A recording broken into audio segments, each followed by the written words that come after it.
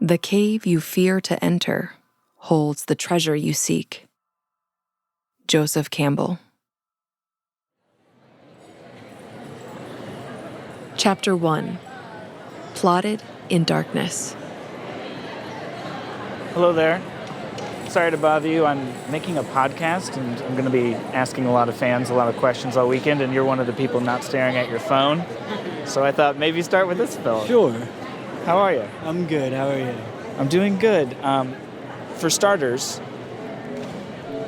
why do you like Harry Potter? I don't know, I think I had not such a great childhood, and I think a kid with not such a great childhood actually escaped to something else in a book. It's a story about acceptance and love. Harry Potter has been kind of like a beacon of hope in a lot of times in my life. Teaches, the importance of friendships, the importance of forgiveness. He felt like an outsider, and he felt like he didn't belong, and that really resonated with me. The way people pull together, they're different. They don't all exactly agree with one another, but they can say, okay, this is the common good, and this is what we're going to work for.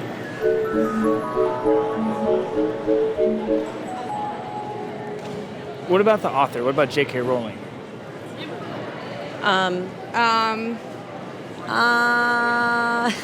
That's a tricky question. So there's a lot of controversy with that one. I'm trying to stay out of it. So I have a comment I'll say off the thing. Let me... J.K. Rowling is one of the most successful authors in the history of publishing. And for the past 25 years, she's also been one of the most beloved. Her books have taught tens of millions of children worldwide about virtues like loyalty and courage, about the inclusion of outsiders and the celebration of difference. But in the summer of 2020, Rowling published a string of tweets about one of the most polarizing subjects in society right now: sex and gender. She waded into a conflict about transgender rights and the way she believed some activists were eroding hard-won rights for women. There was an explosive reaction to Rowling's tweets, which led many, including lifelong fans of her work, to condemn her and to call for her books to be banned, boycotted, and in some cases, burned. So let me talk about the infamous book burning video for a second. I am not just offended by what J.K. Rowling says. I am fearful because of what she is promoting on her platform. J.K. Rowling is literally putting trans lives at further risk. She just is. It's disgusting and it's problematic. I mean, let's face it, Hermione would punch this woman in the face right now. The Harry Potter franchise is literally making this world unsafe for kids today. Rowling was denounced by people she'd worked with for years, by staff at her publishers, and by human rights organizations that had once lauded her. Actors who had grown up on the Harry Potter film sets, people she had known since they were children, distanced themselves from her. Die-hard fans got their Harry Potter tattoos removed. Some called for anyone supporting Rowling, even in small ways, to be fired from their jobs. The condemnation moved to rallies, where Rowling became a symbol. You are murdering trans children! Let's get up on time!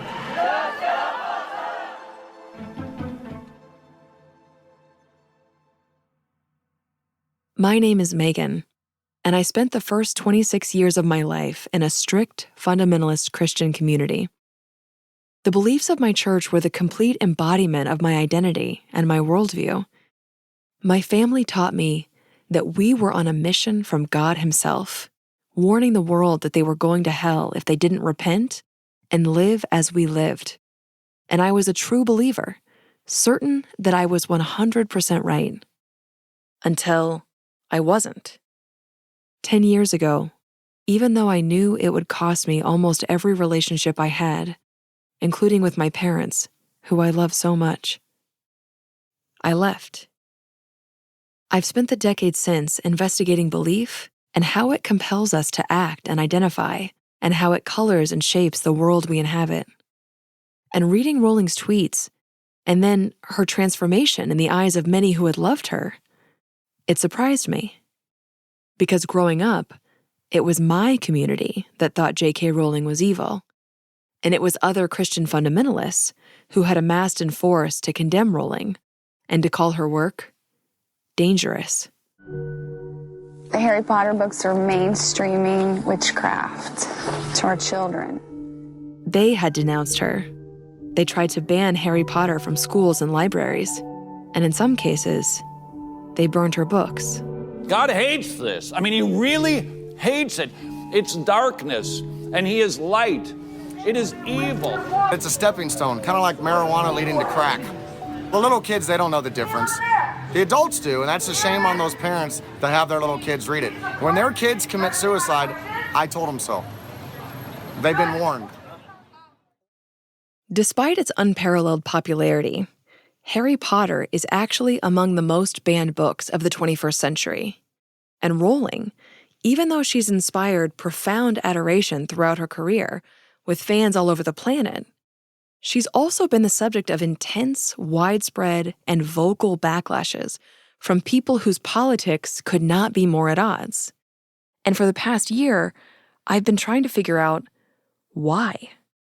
What is it about this woman and her work that has captured the ire of very different groups of people across time? How did Rowling understand her critics? And what did she think would happen when she sent those tweets? And so I decided to write her a letter. I explained who I was and what I was trying to understand, and then I sent it off to her in Scotland. And to my surprise, I heard back. I never set out to upset anyone. However, I was not uncomfortable with getting off my pedestal. And what has interested me over the last 10 years, and certainly in the last few years, the last 2-3 years, particularly on social media, you've ruined your legacy. Oh, you could have been beloved forever, but you chose to say this. And I think you could not have misunderstood me more profoundly. I do not walk around my house thinking about my legacy. You know, what a pompous way to live your life, walking around thinking, what will my legacy be? Whatever, I'll be dead. I care about now. I care about the living. After I left Rowling's home, I spoke to reporters and historians, transgender adults, teens and advocates, doctors and lawyers, and many of Rowling's critics, including some who supported book bans. And one of the things that stood out to me was how people on all sides of this conflict felt so under attack, so threatened, that they invoked the language of witch hunts, even as they vehemently disagreed on who was the witch and who was the mob lighting the fire. I'm Megan Phelps-Roper, and these are the witch trials of J.K. Rowling.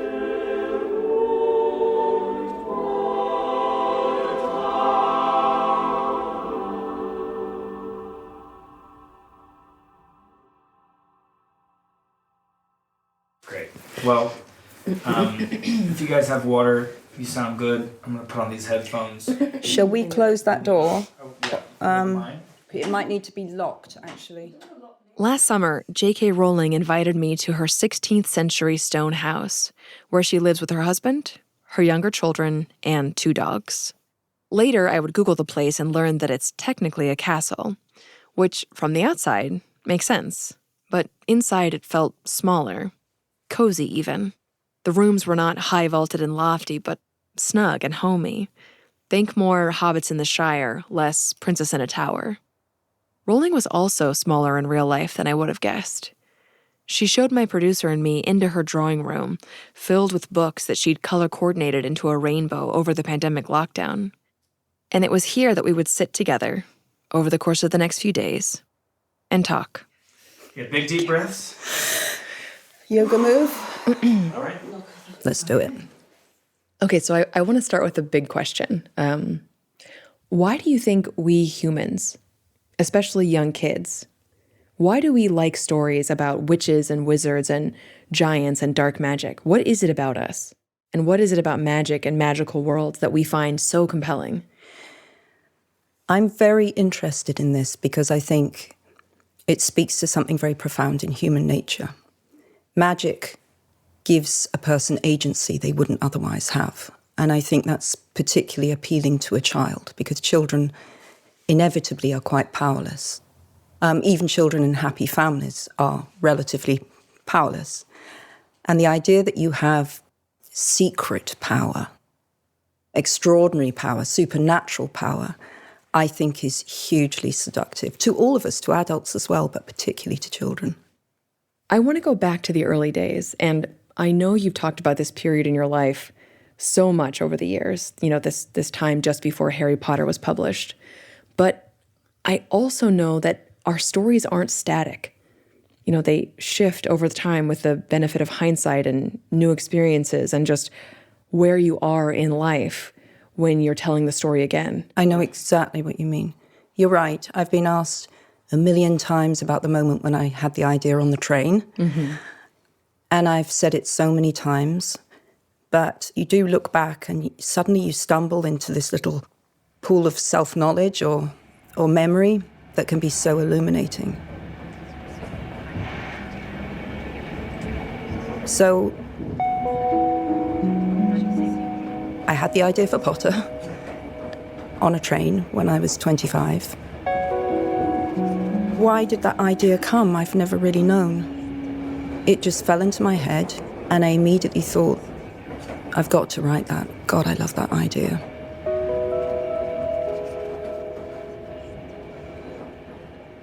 The funny thing is, I was never a great reader of fantasy. The thing that interests me most is human nature, above anything else. Mr. and Mrs. Dursley of number 4 Privet Drive were proud to say that they were perfectly normal, thank you very much. They were the last people you'd expect to be involved in anything strange or mysterious, because they just didn't hold with such nonsense. But there was something about this particular story. Perhaps it had something to do with living in a dark cupboard, but Harry had always been small and skinny for his age. Harry had a thin face, knobbly knees, black hair, and bright green eyes. He wore round glasses held together with a lot of Scotch tape. This boy who was unhappy and without any power, suddenly realizing what he had and who he was. The only thing Harry liked about his own appearance was a very thin scar on his forehead that was shaped like a lightning bolt. He had had it as long as he could remember, and the first question he could remember asking his Aunt Petunia was how he had gotten it.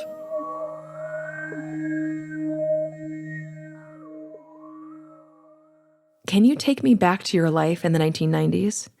I've heard you describe that time as essentially your greatest fear come to life. Yeah.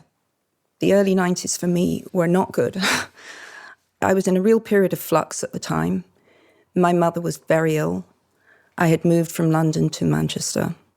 And then my mother died actually on the night of December the 30th, 1990, but I didn't realize she died until the early hours of New Year's Eve. She was 45. She'd been ill for a very long time, but none of us realized death was imminent.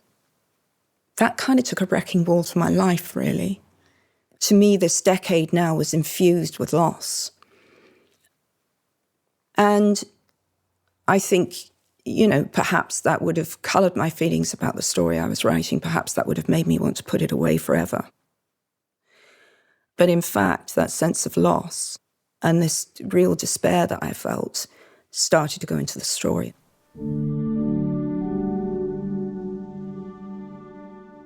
Harry was so close to the mirror now that his nose was nearly touching that of his reflection. "Mum?" he whispered. "Dad?" At that point, the story changed. Suddenly, everything darkened and deepened. They just looked at him, smiling. And slowly, Harry looked into the faces of the other people in the mirror and saw other pairs of green eyes like his, other noses like his, even a little old man who looked as though he had Harry's knobbly knees. The story that Rowling had begun to write on the train that day was about an orphan boy. I slightly glibly used the trope for 6 months before my mother died. In reality, of course, is a tragedy to be an orphan. This fictional orphan, Harry Potter, was abused and neglected and never told about who he really is, who his parents really were, or how they had died to save him. And now I really understood what loss was. Harry was looking at his family for the first time in his life. The Potters smiled and waved at Harry, and he stared hungrily back at them, his hands pressed flat against the glass, as though he was hoping to fall right through it and reach them. He had a powerful kind of ache inside him. Half joy, half terrible sadness.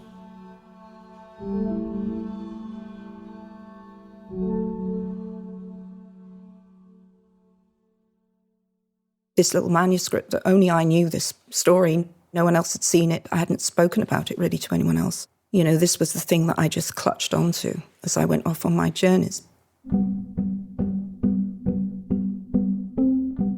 In 1991, at the age of 25, Rowling broke up with her boyfriend, quit her job, and she left the UK. I decided I need to get away. She got a job teaching English as a foreign language. I went abroad.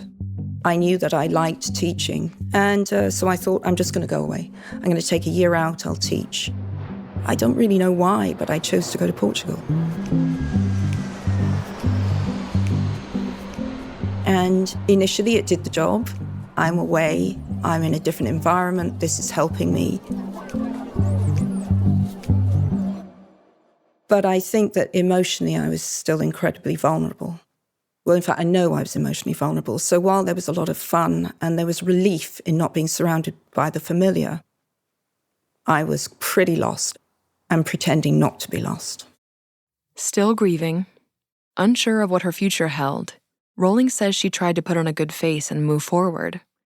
And pretty soon, she met someone. So you go to Portugal and you meet a guy? I did. I met a guy. I think I'd been there 6 months maybe, in a bar with my friends, good-looking guy, told me he was a journalist. We began dating.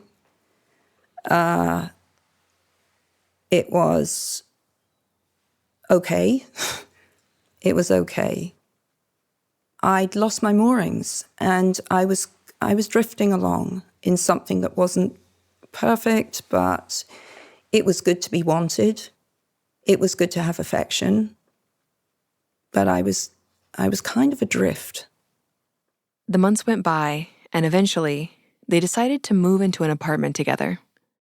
A year came, and it went. And then I became pregnant accidentally. And while pregnant, he proposed to me. And then I lost the baby. I miscarried, which was hugely traumatic.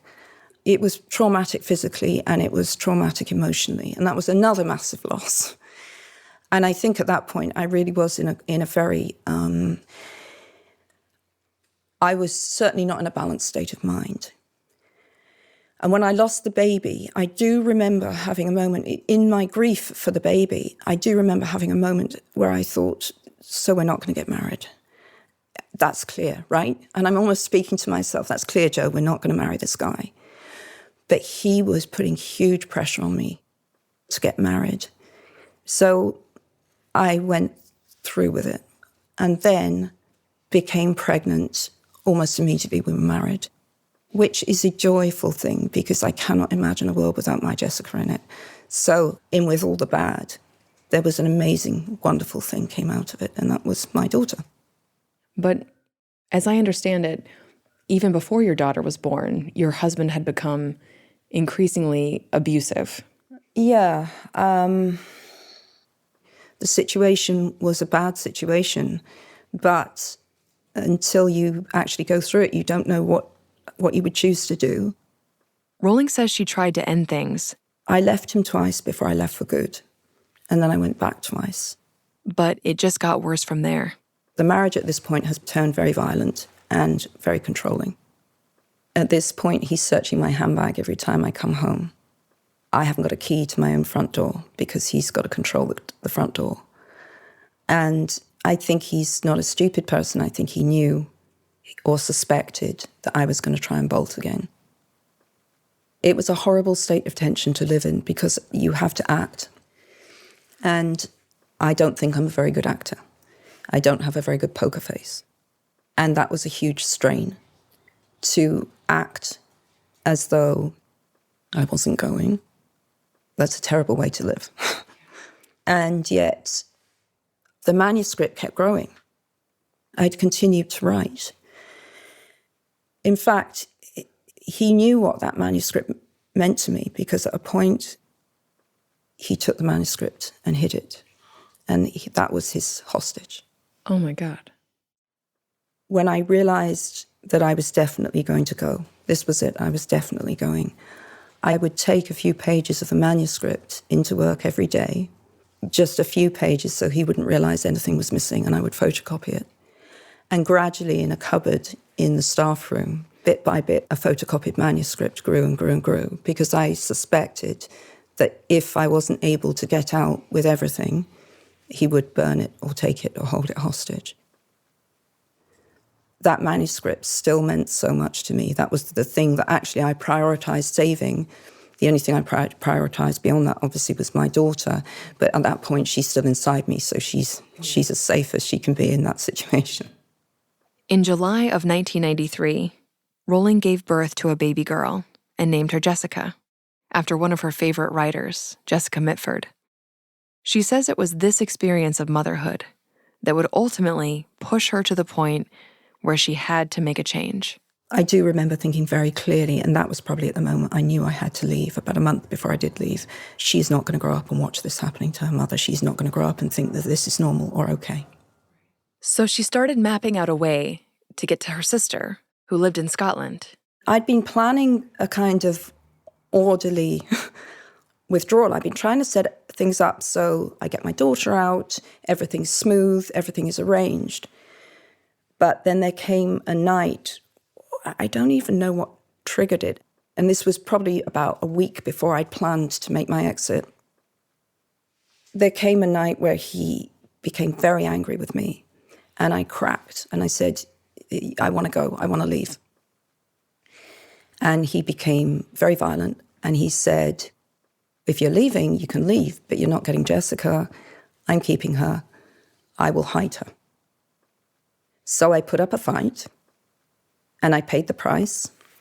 There was a very loud and a violent scene, which terminated with me lying in the street.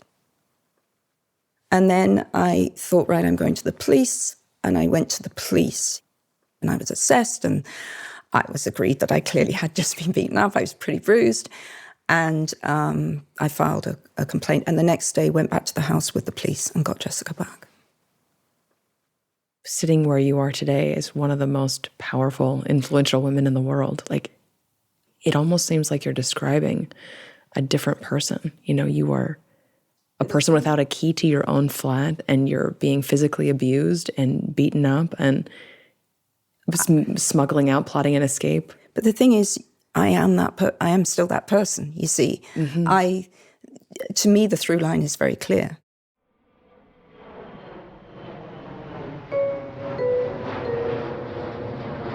Rowling and her daughter moved from Portugal to Edinburgh, Scotland. With just a couple of suitcases and next to nothing in her bank account, she was starting over, again.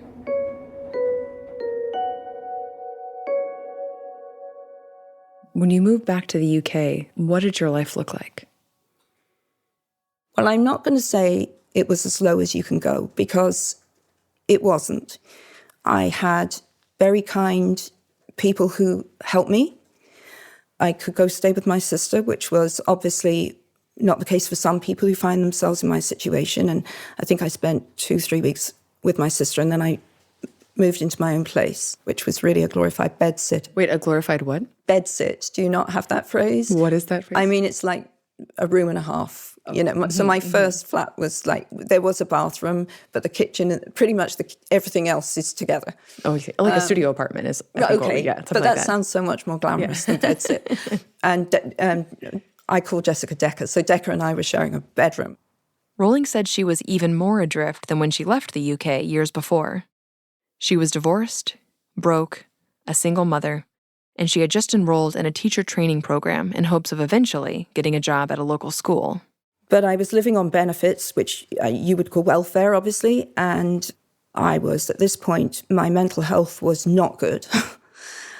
I'd never lived in Scotland, although I have Scottish ancestry. I was really here because my sister was here. She felt isolated. She was questioning her worth. She didn't have her mother there to help her become a mother. She says that she was losing herself. I was dissociating. I was losing time. I was definitely had suicidal thoughts. I was in a very dark, shaky place. And yet it was this darkness, getting this low, that she now is almost grateful for. It stripped away the inessential. It showed me, even though I was a mess, candidly I was a mess, I had this daughter that I loved beyond anything in my life. It was love like as I'd never experienced before. And that was so powerful. And I do remember continuing to work on that story.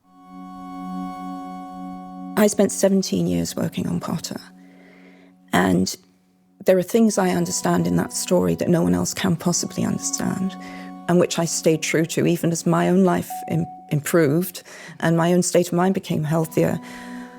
I was still very committed to those parts that I'd plotted in darkness, as it were, because there was a truth to them, and there was a power to them.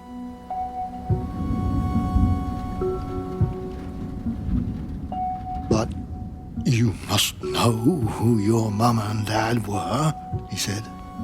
I mean, they were famous. You're famous. What? Said Harry. My mum and dad were famous? Were they? You don't know? Hagrid ran his fingers through his hair, fixing Harry with a bewildered stare.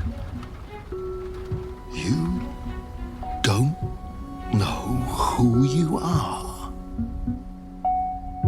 I could have no idea what was going to come.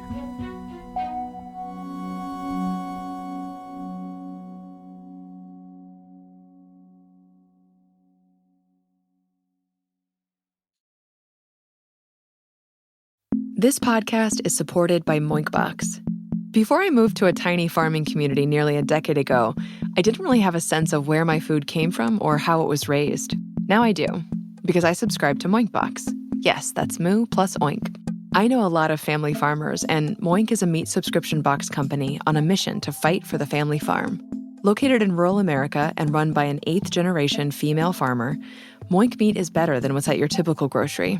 Moink delivers grass-fed and grass-finished beef and lamb, pastured pork and chicken, and sustainable wild-caught Alaskan salmon straight to your door. As a working mom with an infant, a preschooler, and a full-time job, I will do anything to save time, energy, and brain space. And Moink is a hack I'd recommend to anyone. If you want to support this podcast and American farmers, just visit moinkbox.com/witchtrials right now and get free filet mignon in every order for a year, but only for a limited time. Spelled MOINK.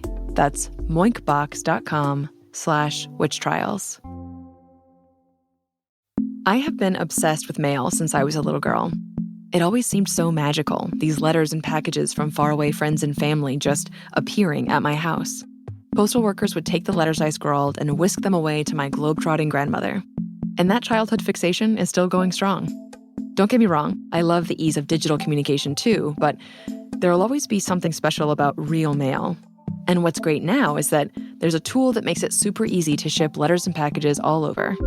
Stamps.com lets you print your own postage and shipping labels right from your home or office, and it's ready to go in minutes. No complicated setup or equipment required. All you need is your normal computer and printer, and it's like your own personal post office. Postage rates just increased again, but luckily Stamps.com has the best discounts in the industry. They have amazing partnerships with the U.S. Postal Service and UPS for unbeatable rates, up to 86% off. Plus, Stamps.com automatically tells you your cheapest and fastest shipping options. If you want to support our show, make your shipping life easier, and set your business up for success, get started with Stamps.com today. Sign up with promo code WitchTrials for a special offer that includes a 4-week trial, plus free postage and a free digital scale. No long-term commitments or contracts. Just go to Stamps.com, click the microphone at the top of the page, and enter code WitchTrials. Here at the Free Press, we know firsthand how difficult it is to manage all of the operations of our business and how important it is to have visibility and control over our financials.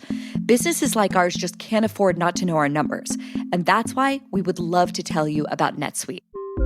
NetSuite by Oracle is the #1 cloud financial system to power your growth, and it's trusted by over 33,000 companies. NetSuite has everything you need to grow all in one place. With NetSuite, you can automate your processes and close your books in no time while staying well ahead of your competition. 93% of surveyed businesses cited increased visibility and control after upgrading to NetSuite.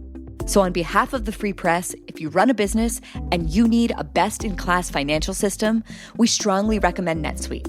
Go to netsuite.com/witchtrials. For those ready to upgrade to the #1 financial system for growing businesses, you can learn more about NetSuite's new 2023 financing program at netsuite.com/witchtrials. That's netsuite.com/witchtrials.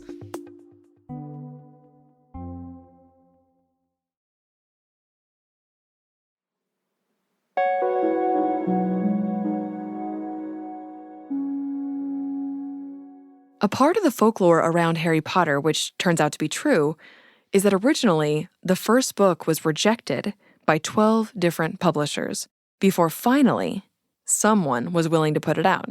Publishing wants to be with the zeitgeist, which is, a business decision. I think sometimes they make mistakes, and what they think is the zeitgeist is a very particular and narrow view of the zeitgeist, but that's another discussion. The people who rejected it should be fired, obviously. This is Charles, a.k.a. Chip. My name is Chip McGrath. I'm the former editor of the New York Times Book Review. Formerly the head of the biggest books department in publishing. I'm going to say 1995 to 2004. So this is right when Harry Potter blew up. Yeah. Nobody anticipated that it was going to do as well as it did. And this is Kat. So my name's Kat Rosenfield. I'm a culture writer and the author of 5 books, including 2 young adult novels.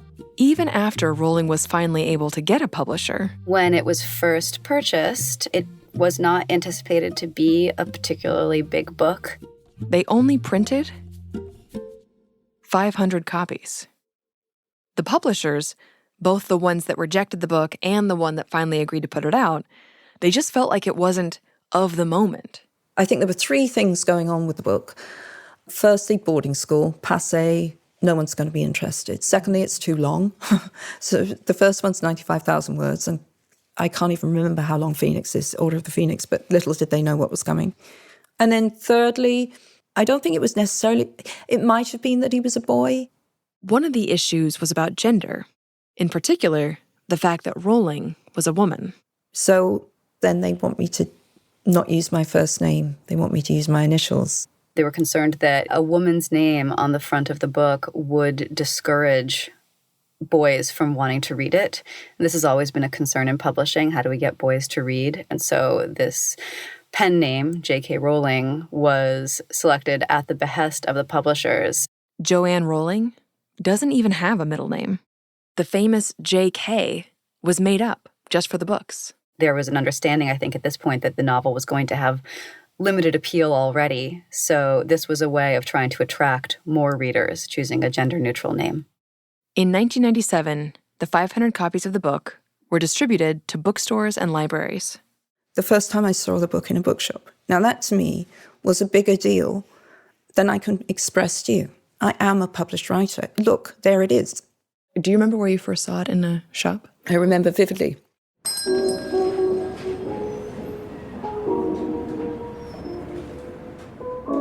It's actually not there anymore. It was a Waterstones, a mainstream book outlet. And I genuinely didn't go in there to look for it. I went in there to buy a picture book for my daughter. And I turned and I looked at the R section of the chapter books. And as I thought, it will be there, I saw it. It's a completely unknown book. There's no fanfare. There was no big launch party. Mm-hmm. That's normal. It wasn't in the window. No, of course not. It's just quietly appeared on the shelf. And it was one of the best moments of my life. It was the most incredible feeling. There was very little marketing budget, but it became clear fairly early on that children were telling children about the book. It's like a chain reaction. Everybody gets involved with that. In my class, like, you didn't read Harry Potter? You're like 2 days later, it was so good, wasn't it? It was word of mouth. It started to get bigger and bigger. It's very different. It's not like a normal, average book. It's like so imaginative. It's so detailed. It's almost like watching the book instead of reading it. Quickly, those 500 copies they originally printed became 30,000 copies. And then, in less than a year, Scholastic Books, one of the biggest publishers in the US, picked up the book. And suddenly, if you don't know it, your children almost certainly do. It was everywhere. A little boy named Harry Potter is working magic in the world of books. Harry Potter is an old-fashioned, good triumphs over evil story, but full of quirks and surprises. This idea of an orphan boy, abused, neglected, unwanted, who suddenly gets a mysterious letter telling him there's a whole other world out there with a place for him in it. This idea that in this other world, full of adventure and danger, giants and dragons, good and evil, he'll find his friends, his identity, his courage to do great things. This idea that Rowling came up with on the train in 1990, it just profoundly connected with so many people.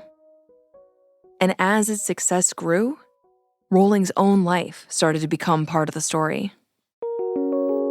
Joanne Rowling, a 34-year-old single mother and currently the world's most successful author, lives and writes in the shadow of Edinburgh Castle in Scotland. I mean, she is the subject then of this sort of mythologizing. And while she thought of herself as a writer, she had never published anything. I mean, her story is, in a way, it's like a Harry Potter story itself. It's a kind of a fairy tale. Jo Rowling's rise to success is this sort of feminist Cinderella story. What makes Jo Rowling's success all the more remarkable is what it followed.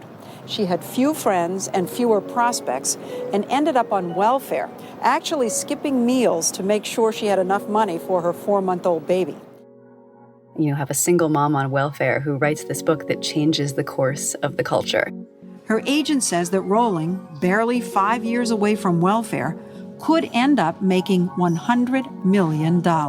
This idea of a woman doing it on her own.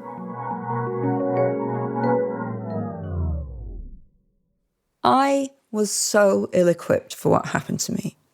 Now, I was grateful. I was hugely grateful that the work was loved. That part brought me nothing but joy. And materially speaking, I mean, my life had been transformed. At that point, I was living, for the first time, I'd been able to buy a house. But I was scared. What was happening to me in terms of fame was outstripping me constantly. So I buy this very ordinary house that's standing on a nice, ordinary street, and I've got journalists parked outside my front door. They're within feet of my front door. Mm-hmm. Oh, wow. So, you know, I felt like I was playing catch-up all the time with the situation. Right. And I wasn't... It was changing faster than you could respond to it. It was changing far faster than I could deal with. Mm-hmm. And all the time, I have this lurking fear because I know that there's someone out there who does not wish me well. So, you know, that was strange. And then Well, to tell you the truth, the reason we left that first place was my ex-husband arrived and broke in. Oh, my God. Yeah. So moving became quite a pressing issue at that point. And in the middle of all of this, like, you're still worried. You have not escaped your husband. You see, this is the insanity of it, okay? I'm trying to retain, like an iron wall around my location as well, because everyone wants to come. Can I photograph you at home? No, you can't photograph me at home. Why not? You're being so precious. You're being so starry. And it's not that at all. It was quite the reverse. It's because the last time my ex-husband knew my address, he turned up and broke in.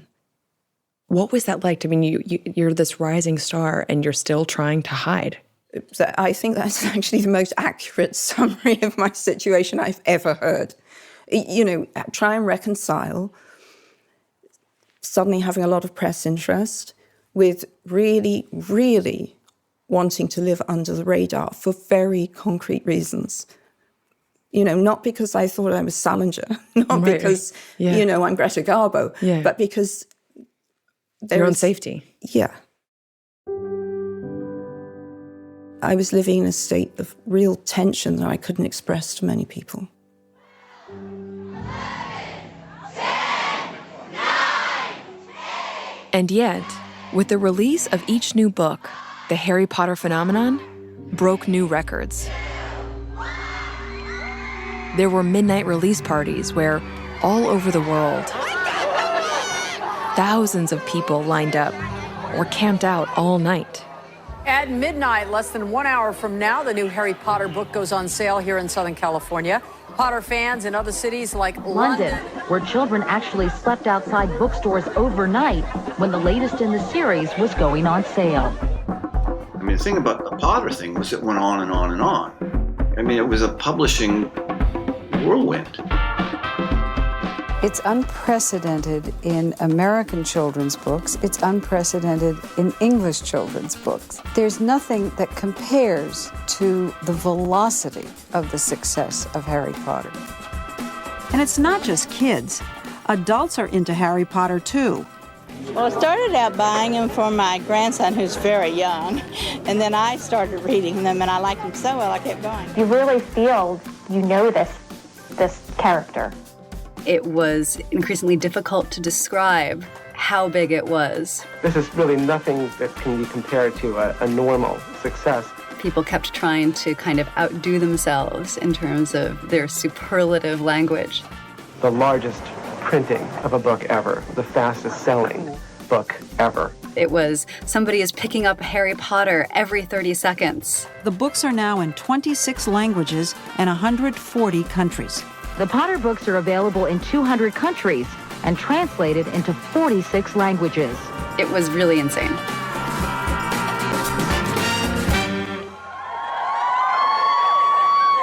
As we crossed over into the year 2000, suddenly everything seemed to just supersize itself. Everything, from my point of view, became a bit more crazy.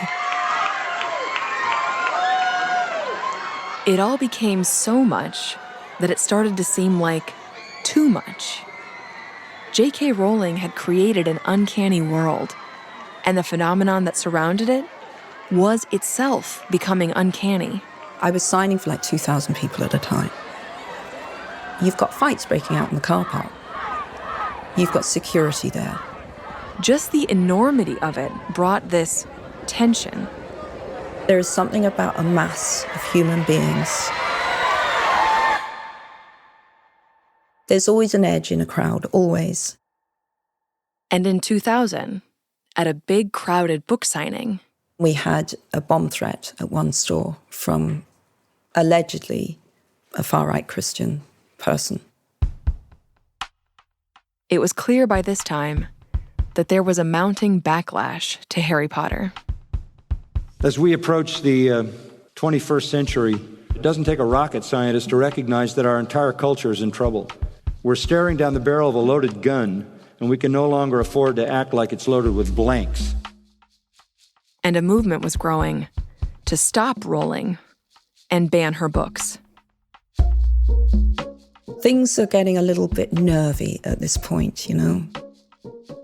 We're in a moral freefall when your children can be taught Witchcraft by Harry Potter, that Heather has 2 mummies. You can let your daughter go to school and she can get an abortion without your permission or without your knowledge. Something is dreadfully wrong when you, as the parent, cannot control the destiny of your own child. America has turned its back on the God of the Bible, and it's time for the Church of Jesus Christ to stand up and speak up and say we have a right to the destiny of our own children.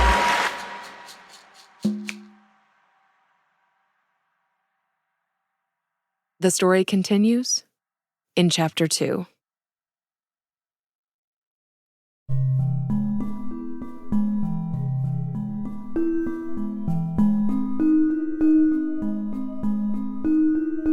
You've been listening to The Witch Trials of J.K. Rowling, produced by Andy Mills, Matthew Bowl, and me, Megan Phelps-Roper, and brought to you by the Free Press. Our sincere thanks to you for listening, and we would love to listen to you too. If you have any questions or thoughts for us, you can send us an email over at witchtrials@thefp.com.